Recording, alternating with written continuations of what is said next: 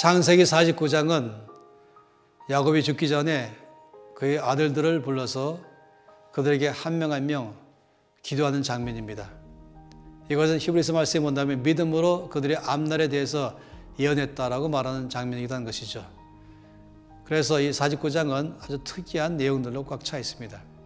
그런데 그 안에 보다 보면 제일 먼저 이 장남 르우벤에 대해서 예언하는 내용이 아주 흥미롭고 또 우리에게 큰 경고를 주는 말씀인 것입니다. 장남 르우벤을 위해서 기도할 때에 칭찬했죠. 넌 내 장자요 내 기력이 시작이라 라고 말했습니다. 위강이 초등하고 권능이 탁월하다 라고 말했습니다.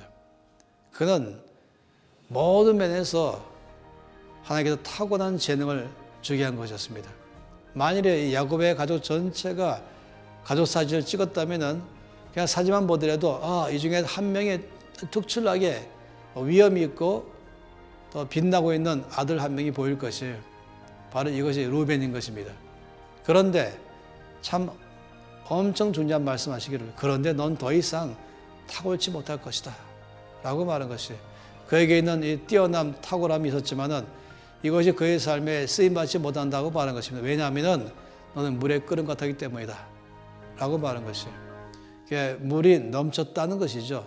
물이 제 갈 길로 제대로 흘러가면은 그 물은 농업 용수로 쓰이기도 하고 사람에게 활기를 띠게 하는 그런 물이 되겠지만은 또 이 물 때문에 주는 이 힘과 이 영향력은 크지만은 이 물이 넘쳐버리면은 이건 반대로 굉장한 파괴력을 주게 해버리는 것입니다. 이것을 지금 말하면서 네가 왜 더 이상 탁월치 못하냐면은 네가 물의 끓음처럼 되었기 때문이다. 뭘 말하냐면은 우리 모든 사람에게는 정욕이 있지 않습니까? 남성다움, 여성다움에 있는 이 성이라는 것이 있는 것이죠. 이거는 선물로 주신 것인데 이것이 제 길로 잘 가야 되는 것입니다.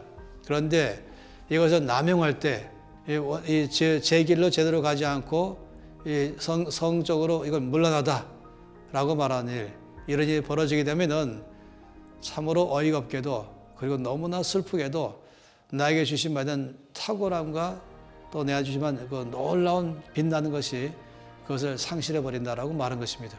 다시 말하면 우리가 아는 것처럼 르우벤은 그가 이 정력을 잘못 사용해서 자기의 이 서모를 범했습니다.